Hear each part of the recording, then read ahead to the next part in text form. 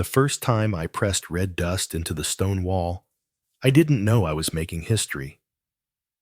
I was just a boy, thin barefoot and bored out of my mind, while the rest of the clan argued about spearheads and spoiled meat. They never noticed me slipping away. They never really noticed me at all. I'd found the cave by accident. It was behind a curtain of moss near the river bend where the stone dipped like a sleeping face. You had to crawl in sideways, and it smelled like wet fur and burnt wood, even though there was no fire inside. The ceiling was low, the walls cold and damp, but something about that place whispered to me. Not with words, no, nothing so easy. Just a hush, like it had been waiting. The berries were a gift from bad luck. I'd stolen them from a half-crushed basket while no one was looking. I meant to eat them all, but when I tripped and they smeared across the stone, something clicked. I saw the shape of a bison in the smear. Not clearly, not like the ones we hunted, but it had a hump and legs and something like eyes. I laughed. Then I stared. The next day, I came back with more stolen color. Crushed berries, powdered rock, burnt sticks. I used my fingers first, then sticks, then little tufts of fur, tied to bone. I didn't know what I was doing, but my hands did. My hands wanted to move to scratch and stroke and dab. I watched the walls come to life. I made them real. The first full bison took 2 days. It was red and brown and clumsy. Its back was too short. Its horns looked more like rabbit ears. Still, it looked back at me. That part, I swear I didn't draw. It just appeared. You know, historians still debate whether these cave paintings were purely ritualistic or simply expressions of early art. But I can tell you right now, it was both. Sometimes I was praying. Sometimes I was showing off. Sometimes I just wanted the wall to look less like a wall and more like a dream. We didn't have words for artist or visionary back then. The closest thing might have been useless mouth, which is what old Braun grunted at me when I dropped a stone axe for the 5th time. Yeah, sorry, Braun. Some of us are born with soft hands and softer brains. But in the cave, none of that mattered. My hands weren't soft. They were strong. They stained, they shaped, they sang. One day I painted a hunt. Tiny stickmen chasing a deer with spears. The blood I used was real rabbit, I think, and I felt dizzy when I finished, like I had taken part in the chase without moving an inch. When the firelight flickered behind me, the deer looked like it was running. I whispered, "Run faster." Something ran across my foot just then. I jumped and screamed like a fool. Turned out it was a mouse. Or possibly a tiny god. I didn't rule anything out anymore. Odd fact of the day, our ancestors used to chew charcoal and spit it onto walls through hollow bones, like prehistoric airbrush guns. I never tried that. I just didn't like the taste of ash. I kept the cave secret for weeks, maybe longer. Time didn't exist in there. I'd come back with more colors, different stones once, even a crushed beetle I thought would make green. Spoiler alert, it didn't. It just smelled awful and stained my fingers for days. At some point, I started talking to the animals I drew. Mostly when I was tired or scared. "You're too fat, boar," I'd say. "Your legs look weird." And then I'd fix it. Or not. Sometimes I liked them weird. I gave them names. Gore for the big bison, Neek for the deer with the twisted neck, Fala for the giant owl I painted by mistake when a smudge looked like wings. That's how I found my favorite game, making mistakes, then making them mean something. That's art, right? The thing is, I started to feel like they were watching me back. Not in a scary way. More like patient, curious. Like they were wondering what kind of creature I was. Maybe they thought I was the drawing. Wouldn't that be something? I didn't show anyone, not even my sister. Not yet. I wasn't ready. The tribe didn't get people like me. They liked straight lines, sharp tools, full bellies, not cave boys who whispered to walls. One night, I heard the elders talking about the spirits of the hunt, how they moved through rock and air, how they needed pleasing. Someone mentioned painting, just once, as if it were something we used to do. I held my breath and said nothing. Maybe they forgot, but I didn't. That cave became my second body, my second voice. When I was in there, I didn't care that no one had ever looked at me with pride, that no one asked me where I went, that my name was always said, like a warning.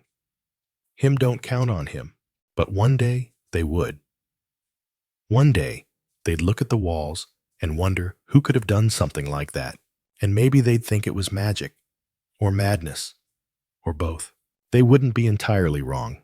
I didn't mean to start dreaming about the animals. At first, I thought it was just exhaustion. I was staying out too long, crawling back from the cave, covered in red dust and rabbit blood, pretending I'd been gathering bark or chasing squirrels. But the dreams were different. They didn't feel like the ones you forget when you wake up. These clung to my ribs like cold water. In one, the bison stepped down from the wall and lay beside me. Not threatening, just there, breathing slowly. I reached out and touched its flank. My fingers sank into warm fur, then deeper, like sinking into smoke. In another, a deer stood in front of me, blinking. Its eyes were too human and its mouth moved. Not words, just a sound like wind trying to speak. I told no one who would believe me. The dreams didn't scare me exactly, but they didn't leave me alone either. I'd wake up with the taste of dirt in my mouth, or with scratches I didn't remember getting. One morning, I had black powder under my nails, and I hadn't painted in 3 days. I started returning to the cave every chance I got. I'd whisper to the drawings now. Did you bring the dream? I'd ask the wolf. I etched into the far wall. Was that your voice? It never answered, of course. Still, the silence in the cave was different now. It felt occupied. Odd fact for you, some scientists believe that cave acoustics influenced where prehistoric people chose to paint. Certain chambers amplified voice and echo better than others. Maybe we like to hear our own voices bouncing back at us, or maybe we were trying to speak to something hiding in the echoes. The back chamber of my cave had that quality. If you stood just right and said, "Ha!" the sound would twist and return as "hoo." I tried it once just to be funny. My voice came back lower, slower, like something else was answering. I didn't try it again. One afternoon, I brought a bird skull into the cave. I'd found it near the old tree stump where the crows used to gather. I placed it gently near the owl drawing. As soon as I set it down, a gust of wind came through the entrance, even though the day was still. I might have peed a little. The next time I came back, the skull was gone. Now I know what you're thinking. Probably a fox or a rat, right? That's what I told myself too. But I also noticed a new scratch on the wall, one I hadn't made, a curve like a tail, too deliberate to be random, too shallow to be mine. That's when I started leaving offerings. A pine cone, a feather. One time, a sharp stone shaped like a tooth. I wasn't asking for anything. I just wanted to say thank you. For the dreams. For the silence. For not letting me feel as alone as I actually was. Historians still debate whether cave painters worked alone or in groups. I can tell you I started alone, but the more I painted, the more I felt like I wasn't. Something was there with me. Something old, watching, patient. Maybe I was going crazy, but if I was, it was the best kind of crazy. The kind that makes you laugh when you're supposed to cry. The kind that tells you, hey, you're not worthless. You're just tuned to a different frequency. The animals in my drawings began to change. They got sleeker, sharper, more alive. I didn't trace outlines anymore, I revealed them, like they were waiting inside the wall, and I was just peeling back the skin. I stopped sleeping properly. I'd close my eyes and see antlers. I'd hear hooves on stone. One night, I woke up whispering, "Follow the blood." No idea what that meant. I'd never been good with directions. During one of my visits, I saw a shadow move across the back wall, just a flicker. I spun around, heart punching my ribs, but there was nothing there. Just the old wolf I'd drawn 3 moons ago. Its eyes looked different, wider, hungrier. I stepped closer. I whispered, "Was it you?" Silence. Then I laughed. Because what else do you do when your only friend is a wall drawing? That night, I added a streak of black beneath the wolf's belly. No reason. Just felt right. The next day, I saw a real wolf near the river. Same streak, same walk. Coincidence, maybe. But I started painting animals I hadn't seen yet. Strange ones with thick necks or curling tails. And sometimes, days later, I'd catch a glimpse of something similar just beyond the trees. I know it sounds impossible. Believe me, I tried not to believe it myself. But it kept happening. One morning, I woke up with a word in my mouth. A word I'd never heard before. Elu. I said it aloud. The cave echoed it back. Elu. My skin broke into goosebumps. Later, I asked the elder if the word meant anything. He frowned and said, "Old name. From the before times. Don't say it again." So naturally, I said it every time I entered the cave.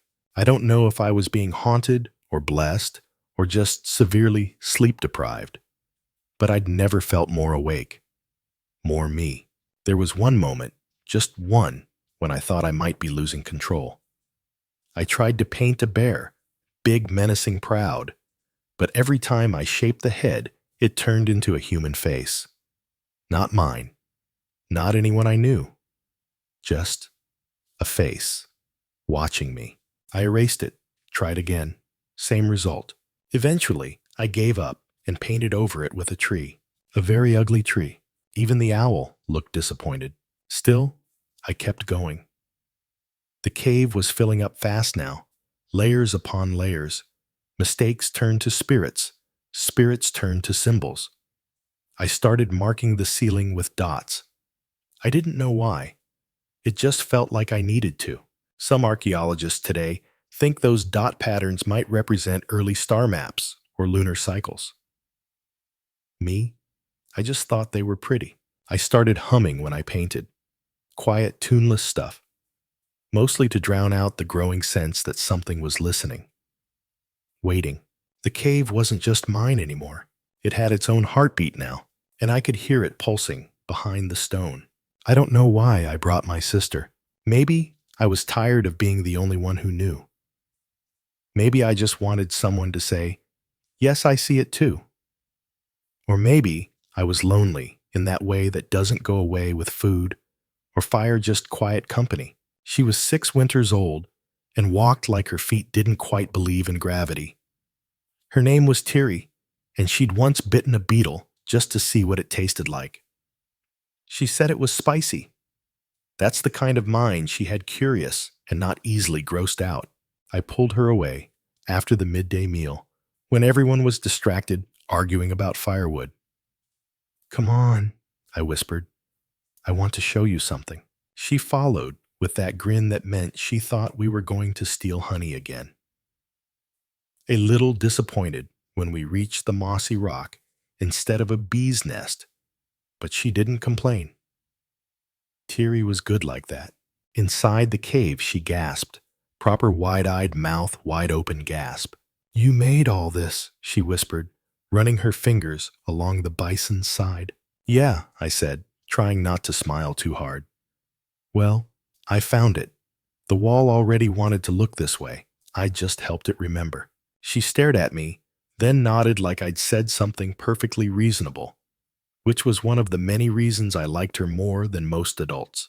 I showed her the owl, the deer, the human stick hunters, even the weird tree that used to be a bear. She touched everything with reverence like she was in a temple. And then for the first time, I lit a fire. Just a small one, a dry bundle of moss and sticks in a circle of stones I'd prepared days ago. When the flame caught, the cave came alive. The shadows danced across the walls. The bison moved, the deer fled, the owl's wings seemed to flap. Tiri let out a squeal of joy. "They're moving," she cried. "You made them move." "No," I said softly. "The fire does that. I just drew the beginning." This wasn't just an artistic accident. Archaeologists later discovered that the flickering light in caves actually changes how the paintings appear, giving them motion, almost like an ancient version of animation.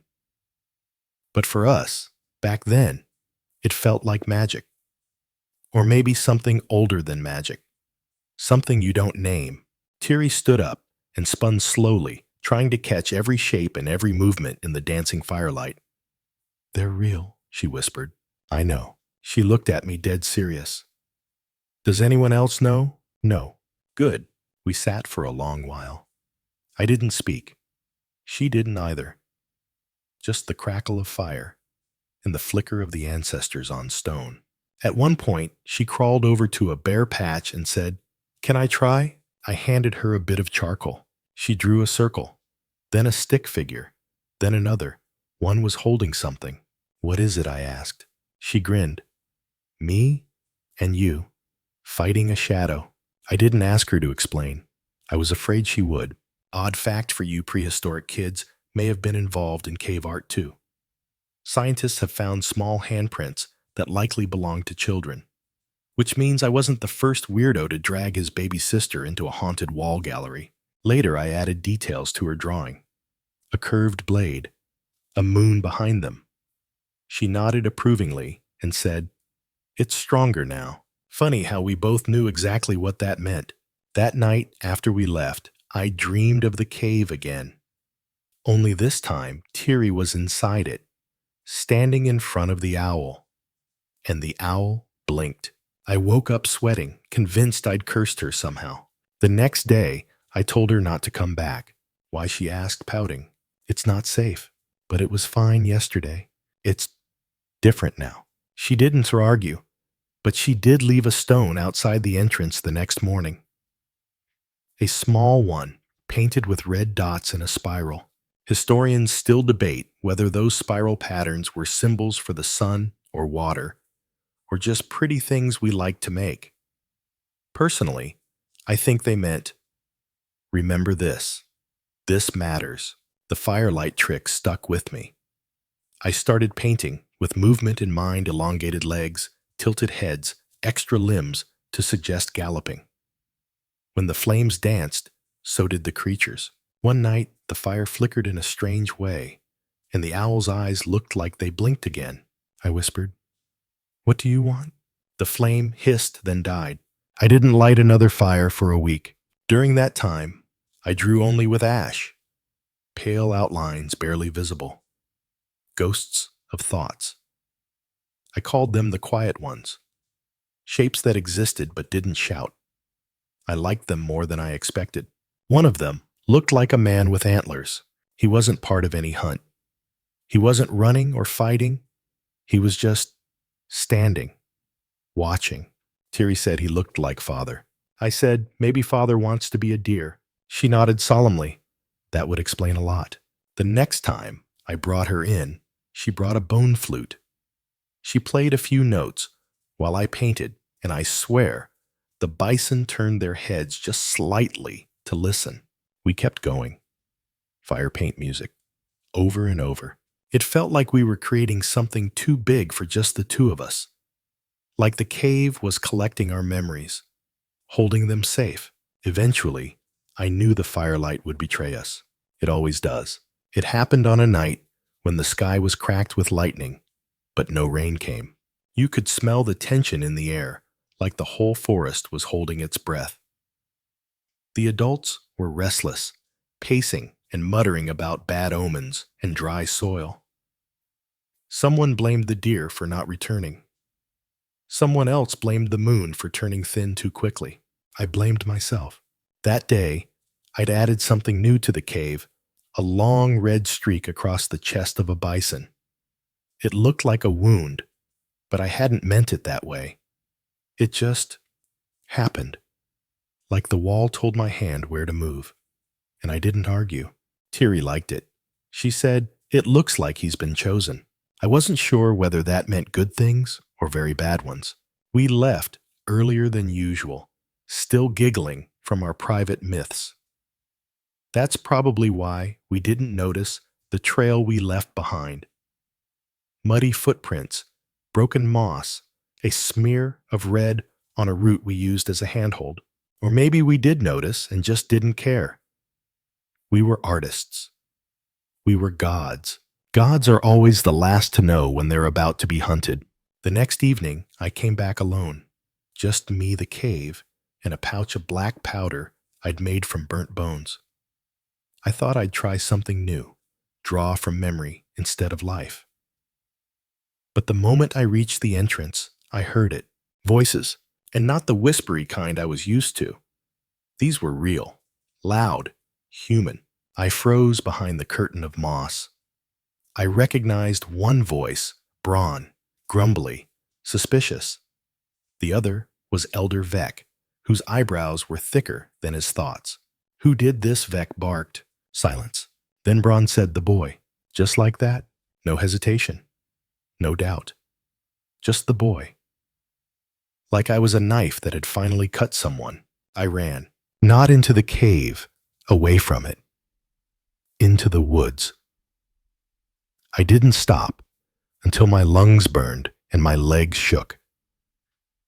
I hid under a fallen log and waited until the stars turned cold. I didn't go home that night. I didn't even try. By morning, they'd found me. Thierry had cried. Braun had scowled. Vec had stared like I was something he couldn't decide whether to eat or burn. "You've angered the spirits," he said. "I honored them," I whispered. He slapped me. "You mocked them," he said. "You tricked the young into believing shadows can speak." I looked at Thierry then. She didn't cry this time. She just clenched her fists and stared back at him like she was carving his face into her memory. Odd fact.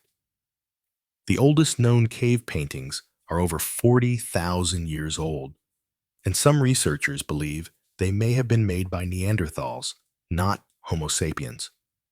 Which means humans weren't the first to think that walls might be more than walls. Maybe we're just copying someone older, someone quieter.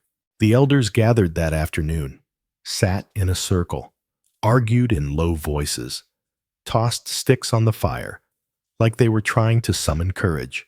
Eventually, Vec stood up and announced, "He will leave." Just like that. No trial, no defense. I was exiled for drawing animals that moved. They gave me no spear, no food, just a pouch of water and a warning. "If we see your marks again," Braun growled, "we'll seal the cave." I wanted to scream. Instead, I nodded. Then I walked. Past the huts, past the river, past the place where I'd first drawn with berries. My hands shook, not from fear, from rage. They'd looked at my animals and felt something real, something sacred, and it scared them. So they called it dangerous. That night, I slept beneath the roots of a crooked tree. Thierry had snuck me a bit of smoked rabbit and a rock with a tiny bird scratched into it. She didn't say goodbye. She just placed it near my feet and ran. That was enough. Historians still debate whether cave art was spiritual or political. Maybe it was both. All I know is I told the truth, and the truth got me kicked out. The forest didn't welcome me. It tolerated me. I survived on nuts and luck, built a lean-to out of saplings and ferns, and spoke to no one but the wind.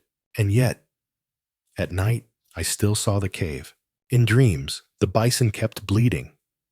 The deer kept running. And the wolf had begun to change. It wasn't just watching now. It was waiting. One night I woke up with the image of a flame spiraling into the mouth of the owl. My hand reached for a stick, scratched it into dirt before I forgot. Then I laughed. Even out here, even in exile, I couldn't stop drawing. I was cursed, or blessed, probably both. And I wasn't done yet. The first time I saw the wolf, I thought I was hallucinating from hunger. I'd been living alone for weeks by then, half-starved and talking to trees like they owed me something. The exile was supposed to break me, turn me into either a hunter or a corpse. Instead, it made me quiet, thin, sharp in places I didn't expect. I was crouched by the riverbank, sucking on a bitter root I'd boiled 3 times just to make it chewable when I felt it. That heaviness in the air, like the forest had stopped breathing.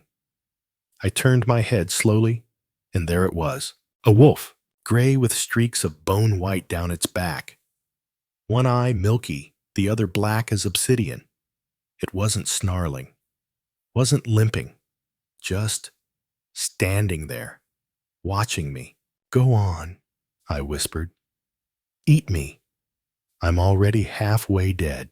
It didn't move. Instead, it blinked, just once. And that's when I noticed the black eye didn't reflect the firelight. I hadn't lit a fire. So either I'd gone completely mad, or something was very wrong with the rules of the world. "Okay," I said, standing slowly. "I'm going to follow you now." The wolf turned, walked, didn't run, didn't look back. I followed. We climbed through brush and stone, up hills that tore my knees and scraped my palms. We passed old trees that looked like they had teeth and boulders shaped like sleeping giants. The sun dipped low, and I started to wonder if this was how I'd die, not by claws, but by following something I couldn't explain. Eventually, the wolf stopped on a ridge that overlooked the valley. It sat, stared out. I stood next to it, breathing like a dying fish. And then the wolf turned to me. I swear, on every bone in my body, its mouth didn't move, but I heard it speak. Not in words, not exactly. More like a thought pressed hard into my skull. "You see things others can't." I sat down without arguing. There's a theory still debated by scholars today that early humans may have entered trance states while painting caves. Whether through mushrooms drumming or sheer starvation, they altered their minds to connect with something bigger. I didn't need mushrooms. I had exile and unresolved rage. The wolf stood again, walked down the ridge, into a cave I hadn't noticed until that moment. Of course, another cave. I hesitated. My last one had cost me everything. But this one didn't whisper. It pulled. Inside, the air was dry. The stone was pale smoother than the other cave. And on the back wall, I saw something that made my ribs tighten. A handprint. Not mine. Not Tiri's. It was old, faded, but familiar. I pressed my hand to it. Didn't match. Then I turned to the wolf. Gone. No footprints, no scent, just me and the wall. I stayed there that night, curled in the back, listening to wind that never came. Odd fact, wolves don't usually make eye contact with humans unless trained or sick. But in mythology, especially in ancient Europe, they were often seen as guides. Not evil, not good, just messengers between worlds. In the morning, I made charcoal from dead pine, drew the wolf on the cave wall. This time, I gave it human eyes. I painted for hours. The wolf again and again, running, watching, bleeding. Sometimes it had antlers. Once it had wings. I didn't question it. I just listened to my hands. I stayed in that cave for 7 days. Ate nothing but boiled bark and old roots. Drank dew and river water. Each night I dreamed of a figure, man-shaped, with the head of a stag and the body of ash. Sometimes he carried fire in his palms. Sometimes he carried a child. He never spoke. On the 7th day, I left the cave. I didn't know where I was going. I just knew I couldn't stay. I wandered through dry plains, through skeletal forests, One night, I met a bear and didn't run. It sniffed me, then wandered off like I wasn't even worth the trouble. I laughed for 5 minutes straight. I laughed so hard I cried because I realized something. I wasn't afraid anymore. The tribe had taken everything from me except my eyes, and those eyes had seen too much to ever close again. I still don't know if the wolf was real. Maybe it was a spirit. Maybe it was me. Maybe it was just hunger, hallucinating in perfect narrative form. But I left that cave with new drawings burned into my mind. Images I hadn't painted, but now had to. When I returned, no one recognized me, which was fair, I guess. I didn't look like the boy they'd thrown out. That one had been soft and wide-eyed with fingers stained in red berries and ash. The one walking back into the village had sunken cheeks, longer hair, and a wolf painted across his chest in black charcoal. I'd done it that morning. No mirror, just memory. I didn't speak when I entered, didn't wave, didn't smile. I just walked through the middle of the tribe, like I had every right to be there. The elders stirred. Mothers pulled children close. Teary didn't move. She just stood there, arms crossed, like she'd been waiting this whole time. Braun stepped forward, always first to bark. "You're not welcome," he said. I raised a hand, not in peace, just to show him what I held, a folded piece of bark covered in markings. Curves, dots, lines. A symbol. Not words, we didn't have those yet, but meaning. "Look," I said. He didn't, but Vec did. The old man stepped closer, squinting, like the marks might jump off and bite him. He took the bark with cautious fingers, turned it once, twice, said nothing, then looked at the sky. "The deer haven't come in 6 days, he muttered. I nodded. "I know," I said. "This is why. There's an old idea that cave paintings weren't just records, they were prophecies. That early humans used them to mark not just what had happened, but what might. I didn't tell them I'd seen the deer in a dream, or that I'd painted them climbing the valley wall 3 days before they vanished, or that the wolf had appeared again, circling the herd, leading them elsewhere. Instead, I walked to the center fire, sat down, and waited. For once, they let me. Later that night, Teary crept into my hut. She'd grown, still had that same curious glare, but there was something else now. A quiet fury. The kind only kept in the hearts of little sisters and young gods. "They won't trust you," she said. "They don't need to," I replied. "Just let them look." She smiled. "You're weirder than I remember. You've always been smarter than them." We went back to the cave the next morning. Not my cave, ours. I'd returned to it just once during my exile. Cleaned it, fixed a few lines, repainted the cracked section near the owl's wing. Now it was time to show them. We didn't invite anyone, but we didn't stop them from following. Word had spread. The painted boy has returned. With visions, with signs. A few children followed first, then a hunter, then one of the women who'd once slapped my hand for drawing in the dirt with a stick. By sundown, half the tribe stood outside the mossy curtain. I lit the fire. One by one, they entered, and one by one, they stopped speaking. In the flickering light, they saw it everything. The bison bleeding, the deer escaping, the wolf with human eyes, the antlered man, the spiral flame. Teary's stick figures still dancing in their dusty corner. Some gasped, some cried. Braun just grunted and crossed his arms. Vex stared at the ceiling like it was a sky he'd never noticed. "This isn't drawing," he said. "It's something else." I shrugged. "It's remembering. Before things happen." Odd fact. The earliest calendar might be a carved bone with notches made by Paleolithic people to track moon cycles. Maybe I was doing the same. Maybe I wasn't. Who knows? They started calling me things after that. Seer, Ghost Son, the one who speaks in dust. I didn't care for titles. I just wanted more walls. I showed them the second cave, the one the wolf had led me to. Painted the new symbols. Showed the pattern of flames. the stars I'd marked, the face I couldn't erase. They listened now. Not all, but most.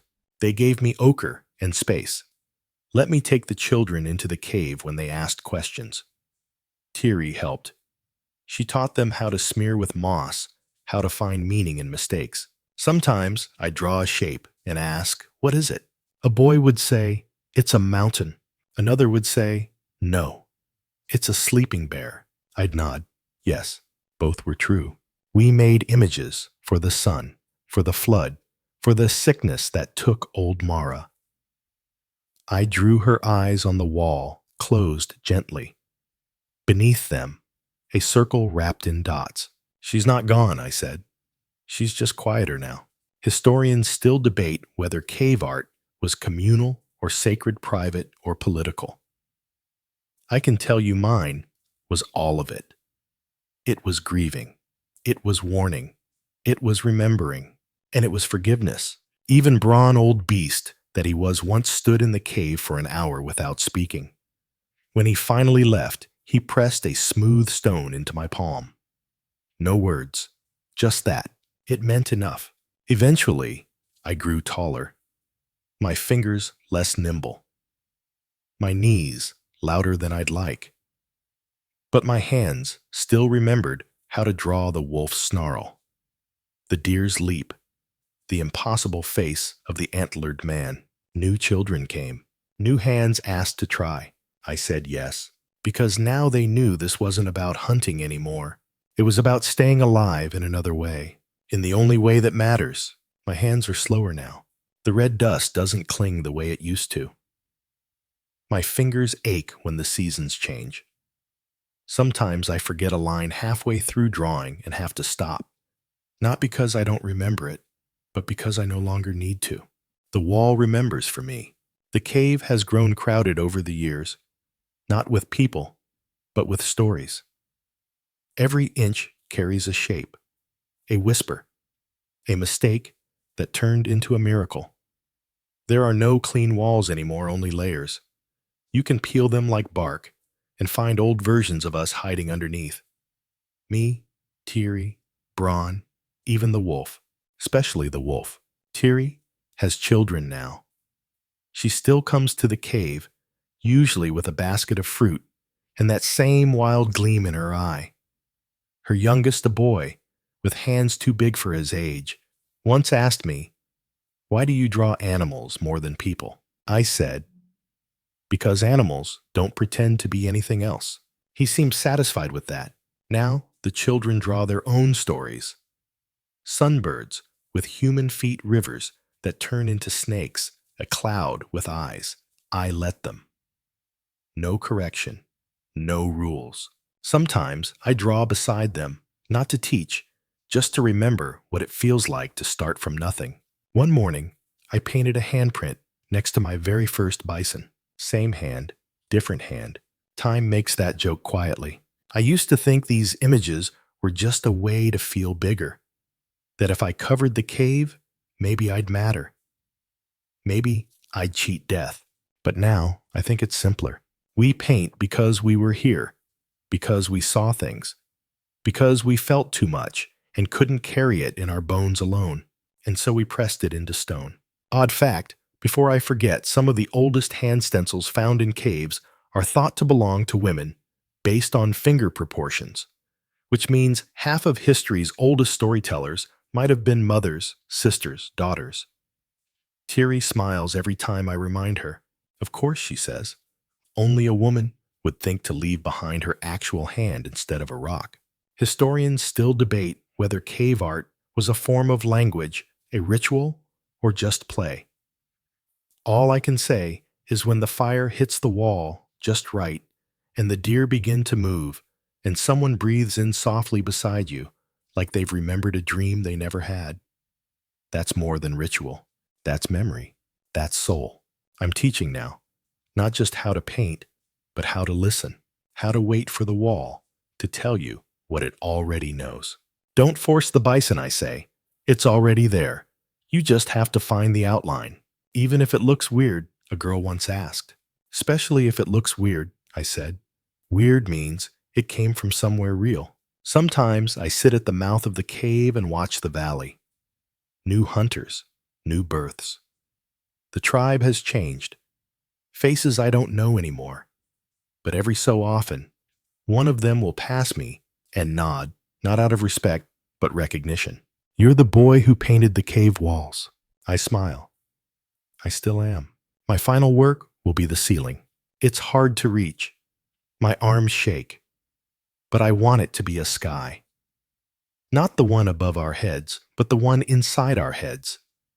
The dream sky, with animals that never existed, with stars shaped like hands. I've already started. Tiri helps lifting the torch while I stretch on creaking knees. You don't have to finish it, she says gently. I know, I whisper.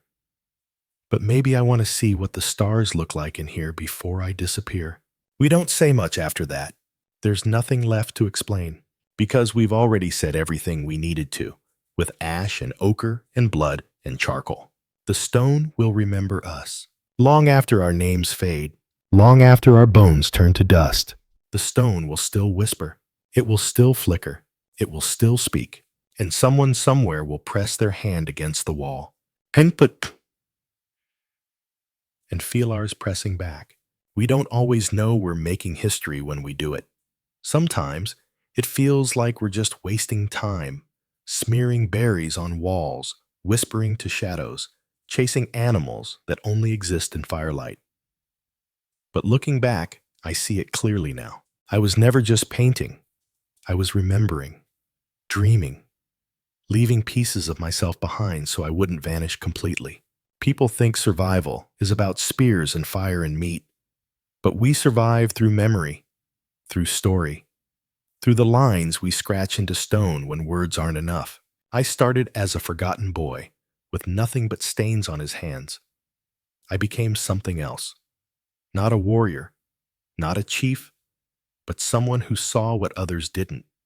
Someone who dared to say, look. Now, I'm old. My eyes blur. My hands tremble. But the wall is full. It holds all our foolishness, our beauty, our grief. It holds Tiri's laughter, the wolf's gaze, the dreams that bled from my fingers. And that's enough. If you ever find a handprint in the dark press, yours against it, that's me.